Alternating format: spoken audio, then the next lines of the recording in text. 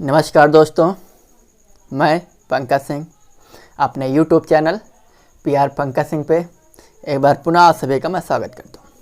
जैसा कि हम सभी भारतीय भूगोल का अध्ययन कर रहे थे, उसी कड़ी में हमारा आज अगला लेक्चर है प्रायद्वीपीय भारत की नदियाँ तथा हिमालयी नदियों में अंतर। जैसा कि हिमालयी नदियाँ उत्तर भारत की नदियों का हम अध्ययन कर चुके हैं, इसके बाद हम प्रायद्वीपीय भारत या दक्षिण भारत की नदियों का अध्ययन करेंगे। लेकिन उसके पहले इन पे अंतर क्या है दोनों में, यह हम समझ लें ताकि चीज़ों को अगले लेक्चर्स में समझाने में मुझे आसानी रहेगी और आपको और समझने में और भी ज़्यादा सुविधा रहेगी। चलिए, प्रायद्वीपीय भारत की नदियाँ तथा हिमालयी नदियों में अंतर। जैसा कि पहला पॉइंट है, प्रायद्वीपीय भारत की नदियाँ बहुत पुरानी हैं। हाँ, क्योंकि प्रायद्वीपीय भारत का निर्माण हिमालय पर्वत से बहुत पहले हो चुका था।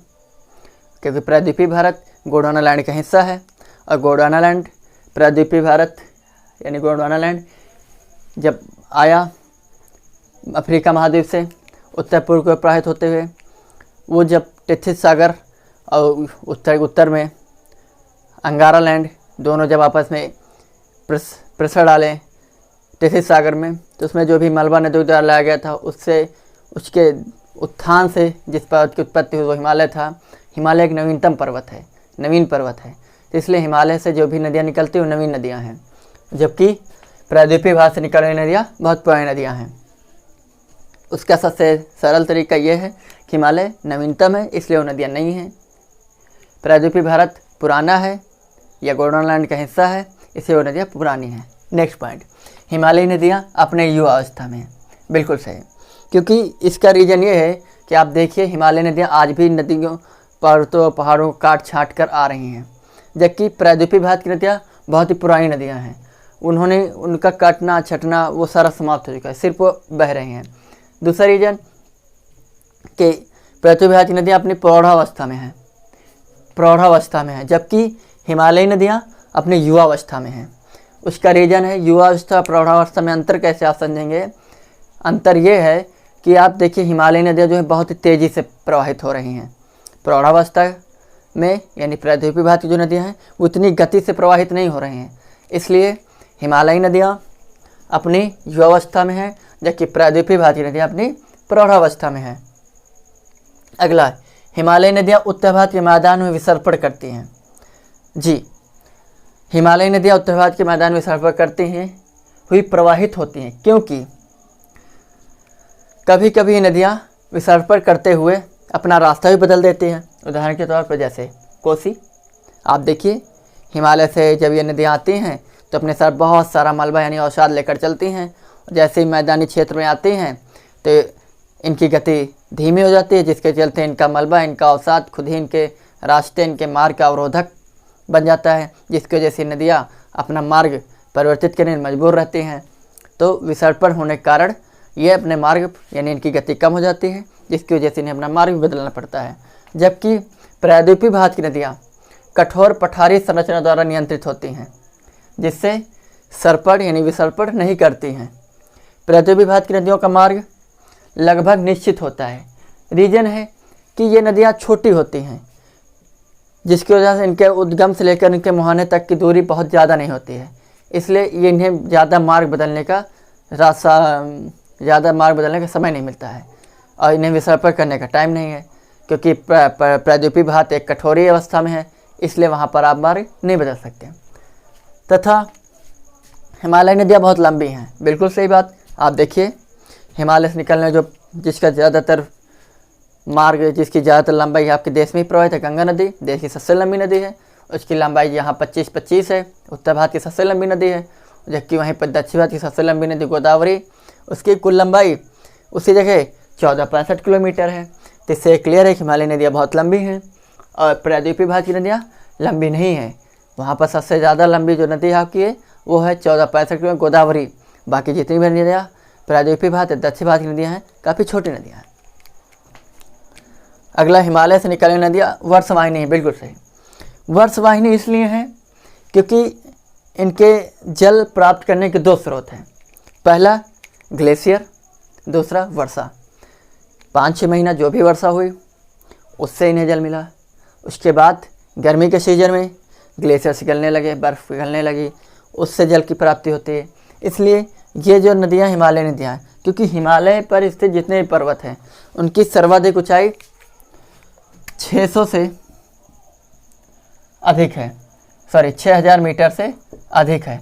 जबकि आपकी जो हिमरेखा है उसकी औसत ऊंचाई, हिमरेखा की औसत ऊंचाई जो है वो 4400 मीटर मानी गई है। तो आप देखिए 4400 और 6000 मीटर के बीच में काफ़ी अंतर है, काफ़ी डिफरेंट है, जिसकी वजह से ये क्लियर है कि 644 मीटर के ऊपर जो भी आपकी वर्षा होती है वो बर्फ़ के रूप में होती है, उसके नीचे वर्षा जो है वो आके जल की बूंद में आती है। अर्थात यहाँ पर इसके 4400 मीटर तक की ऊंचाई तक के जितने भी पर्वत, पठार, पहाड़ियाँ होंगी वो सभी बर्फ़ से ढकी होती है, क्योंकि वहाँ पर जल के बूंद रूप में नहीं, बर्फ़ के रूप में बारिश होती है। जबकि प्रायद्वीपीय भारत में आप देखेंगे तो वहाँ पर जो भी पर्वत हैं, पठार हैं, उनकी सर्वाधिक ऊंचाई आपकी 600 मीटर या 800 मीटर के लमसम होती है। 600 से 800 मीटर के लमसम सर्वाधिक पर्वतों की ऊंचाई, ठीक, औसतन ऊंचाई ये इतनी है। जबकि हिमरेखा की ऊंचाई ये है। तो आप यहाँ पर जो भी बारिश होगी जल बूंद में होगी। तो इसलिए यहाँ पर 5 से 6 महीने तो बारिश होती है। तो 5 से 6 महीने तक विधिवत इन्हें जल तो मिलता है, एंड उसके बाद इन नदियों को जल की प्राप्ति नहीं हो पाती है, जिसकी वजह से नदियाँ वर्ष से प्रवाहित नहीं हो पाती हैं। इसलिए ये वर्षवाहिनी नहीं है, जबकि हिमालय नदियाँ की वर्षवाहिनी है।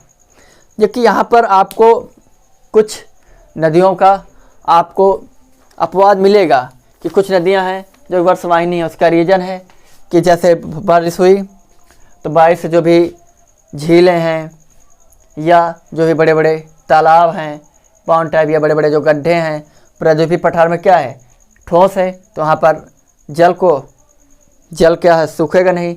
और जब सूखेगा नहीं उसकी वजह से वहाँ पर भरा रहेगा, तो पर्वत और पठार में दरारें पड़ जाती हैं, जिसकी वजह से पर्वत और पठार से उन दरारों के माध्यम से थोड़ा थोड़ा पानी आता रहता है, थोड़ा थोड़ा धीरे धीरे, जिसकी वजह से उन नदियों को वो पानी मिलता रहता है। तो ऐसे में 1-2 नदियाँ हैं जो वर्षवाहिनी हैं, जो इसका अपवाद है कि हिमालय नदी की, प्रायद्वीपीय पठार की नदियाँ वर्षवाहिनी नहीं हैं, बल्कि 1-2 नदियाँ आपको मिलेंगी।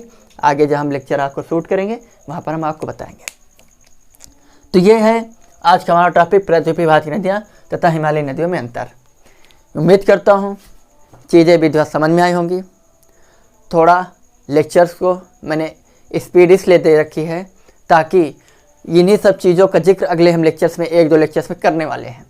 तो यहाँ पर चीज़ों को आपके सामने लाया मैं, ताकि आपको समझ में आ सके कि आगे जो भी लेक्चर्स हैं वो किस बेस पर होंगे, पिछला जो लेक्चर्स हैं वो कैसे थे, ये क्या जो भी लेक्चर हैं इसके बारे में आप मुझे कमेंट्स के माध्यम से बताते रहा करें कि लेक्चर आपकी समझ में जो मिल रहे हैं आपको लेक्चर्स, वो आपकी समझ में आ भी रहे हैं कि नहीं आ रहे हैं। नहीं आ रहे हैं तो बताइए, मैं उस पर और फोकस करूँगा। अगर आ रहे हैं तो कोई समस्या की बात ही नहीं है। तो आज के लिए इतना ही। आप सभी का बहुत बहुत धन्यवाद। उम्मीद करता हूँ कि विधिवत मेरे लेक्चर्स आपके समझ में आ रहे होंगे। तो प्लीज़ मेरे चैनल्स को ज़्यादा से ज़्यादा लाइक, सब्सक्राइब और शेयर ज़रूर करें, प्लीज़, ये आपसे मेरी विनती है। और उम्मीद करते हैं आप सभी को विधिवत चीज़ें समझ में आ रही हैं। जय हिंद, जय भारत। आप सभी का बहुत बहुत धन्यवाद। एक बार पुनः आप सभी का बहुत बहुत धन्यवाद। थैंक यू और जय हिंद, जय भारत।